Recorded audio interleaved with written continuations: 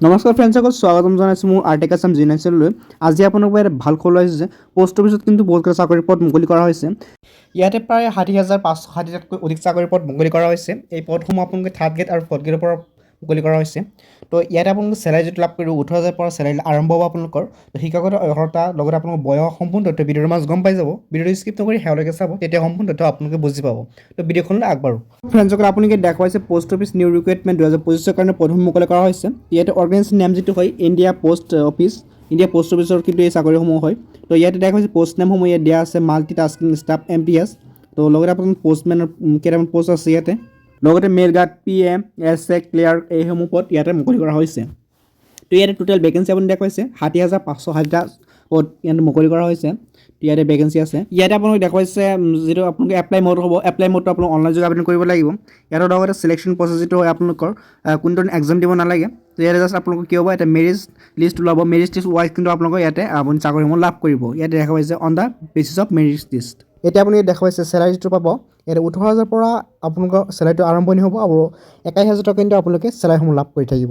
তো ইয়াত দেখুৱাইছে ইয়াতে চাকৰিসমূহ কৰিবৰ কাৰণে আপোনালোকৰ যিটো এজ হ'ব, এজটো আপুনি দেখুৱাইছে মিনিমাম আপোনাৰ এজ হ'ব লাগিব 18 বছৰ আৰু মেক্সিমাম 45 বছৰ হ'লেহে আপোনালোকে আবেদনসমূহ কৰিব পাৰিব। 45 বছৰ বেছি হ'লে আপোনালোকে ইয়াতে আবেদন কৰিব নোৱাৰিব। লগতে আপুনি এজেডিক্স পাব ইয়াতে। এজেডিক্স is applicable as per rule মতে কিন্তু আপোনালোকে এজেডিক্স এটা পাব। তো আপুনি এইটো কেটেগৰাইজ বেলেগ বেলেগ হ'ব। ইয়াত দেখুৱাইছে এপ্লিকেশ্যন ফিজ জেনেৰেল OBC কাৰণে 100 টকা, ST SC কাৰণে নীল।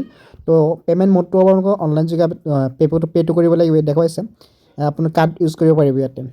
লগতে আপুনি এডুকেশ্যন কোৱালিফিকেশ্যন যদি চাই, ইয়াত দেখুৱাইছে এডুকেশ্যন কোৱালিফিকেশ্যন 10 পাছ 12 পাছ গ্ৰেজুৱেট পাছ আপুনি ইয়াতে কৰিলে কিন্তু চাকৰিসমূহ আবেদন কৰিব পাৰিব।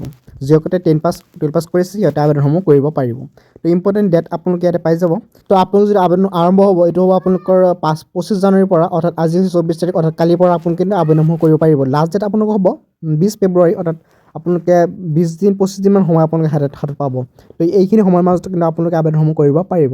যিসকলে ইচ্ছুক আছে সিহঁতে কিন্তু আবেদনসমূহ কৰিব অতি সোনকালে। যিহেতু এতিয়া কথা হ'ল আপোনালোকে আবেদনসমূহ কেনেকৈ কৰিব। আবেদন কৰোঁতে আপোনালোকে এইখন পেজত আহি আপোনালোকে আবেদনসমূহ কৰিব পাৰিব। এইখন পেজৰ লিংক মই ডিছক্ৰিপশ্যন দি থৈছোঁ। তাৰ পৰা আপোনালোকে ইয়াতে দেখা পাইছে important link apply online option এটা পাইছে। ইয়াতে ক্লিক হিয়াৰ অপশ্যন এটা আছে।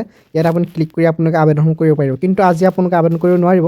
কালিৰ পৰা কিন্তু আপোনাৰ লিংকসমূহ এক্টিভেট হ'ব। তো কালিৰ পৰা আপোনালোকে আবেদনসমূহ কৰিব পাৰিব। তো ভিডিঅ'টো ভাল পালে লাইক কৰিব আৰু মোৰ চেনেলটো ছাবস্ক্ৰাইব কৰিব আৰু আপোনাৰ বন্ধু বান্ধৱীক ভিডিঅ'টো শ্বেয়াৰ কৰি দিব যাতে সিহঁতে আপডেটসমূহৰ বিষয়ে গম পায়। তো লগ পাম অন্য এটা ভিডিঅ'ত। ধন্যবাদ।